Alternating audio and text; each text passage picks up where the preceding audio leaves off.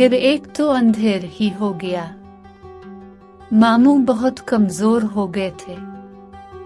बहनें बैठी भावच का दिया रो रही थी कि निजी बुढ़िया खुदा जाने कहां से आन मरी।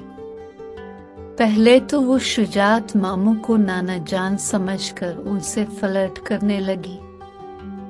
किसी जमाने में नाना जान इस पर बहुत मेहरबान रह चुके थे। बुढ़िया नामुराद की मत मारी गई थी। नाना जान को मेरे 20 बरस हो चुके थे और वो अपनी चप भरी आंखों में पुराने ख्वाब जगाने पर मिस्र थी। बड़ी लेदे के बाद वो मामू का असली मकाम समझी तो मरहुमा मुमानी का मातम ले बैठे। है क्या बुढ़ापे में दगा दे गई। अचानक इसकी नजर मुमानी पर जा पड़ी। मुमानी सहन में कबूतरों को दाना डाल रही थी। अजब प्यारे अंदाज में वो गर्दन ओढ़ाए बैठी थी, जैसे तस्वीर खिंचवा रही हूँ। कबूतर उनकी बिलोर दमकती हुई हथेली को गिदगदा रहे थे और वो बेइख्तियार हंस रही थी। हाय मैं मर गई। बुढ़िया ने अपना चपाती जैसा सीना कोट कर रुखसाना मुमानी की तरफ हुआ में बलाए लेकर कंपटियों पर 10 उंगलियां चढ़ चढ़ चटखाए। अल्लाह पाक नजर बद से बचाए। बेटा तो चांद का टुकड़ा है। मैं जानो मीठा बरस लगा है ये मियाँ। वो राजदारी के अंदाज में मामू के करीब खिसकी। सौदागरों का मंझला बेटा विलायत पास करके आया है। अल्लाह कसम बस चांद और सूरज की जोड़ी रहेगी। किसी जमाने में बुढ़िया बड़े मरके की मशाता थी, अब इसका बाजार बंद हो चुका था। चौनड्डा सफेद हुआ, हाथ पीर से माजूर हुई तो टुकड़े मांग कर गुजर औकात करने लगी थी। थोड़ी देर तक तो किसी की समझ ही में न आया कि बुढ़िया मुर्दार किया बिक रही है। सौदागरों का मंझला बेटा जो विलायत पास था सबकी निगाहों में था। किसी को शुबा भी न हुआ कि नाशुदनी कतुमा रुखसाना मुमानी का रिश्ता लगाने की ताक में है। इमाम हुसैन की किस्म, मियाँ में तो कंगनों की जोड़ी लूंगी। बात छेड़ूं। बात जो वाजे हुई और पानी मरा तो भेड़ों का छत्ता छिड़ गया। चारों तरफ से तोपें दगनी लगी। है मुझ जन्म पेटी को क्या खबर। बुढ़िया सलीपर पहनती रपटी बाहर की तरफ चलते चलते उसने मामू की पटी हुई सूरत पर एक मुश्तबा नजर डाली। मुन पर तो साफ कनवार पन्ना बरस रहा है।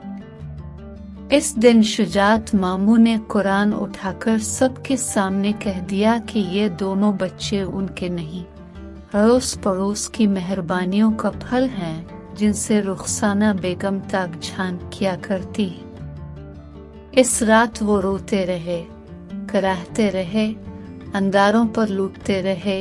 इस रात उन्हें बड़ी मुमानी बहुत याद आए। उनके बाल कब्ल अज वक्त पक गए थे। उनकी जवानी, इनका दिल हिना आंसुओं में बह गया।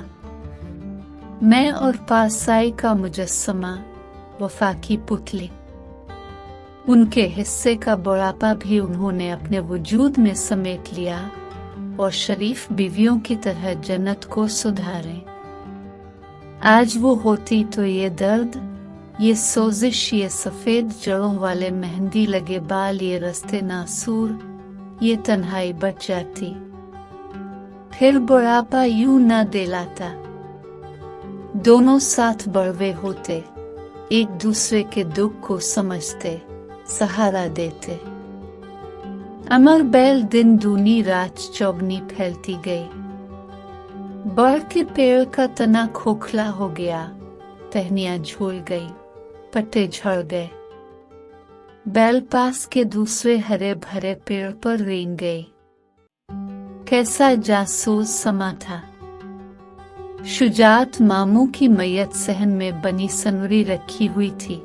बहनें खड़ी पड़ी पचौड़ खा रही थी। मामू ने अपनी सारी जायदाद बहनों के नाम हब्बा कर दी थी। रुखसाना मोमानी सबसे अलग तिलक दर से लगी बैठी थी। कहने वाले कहते हैं कि इतनी हुसैन और सुगवार बेवा जिंदगी में कभी नहीं देखी।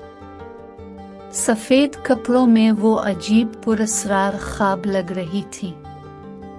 रू रू कर आंखें मखमूर और बोझल हो रही थी।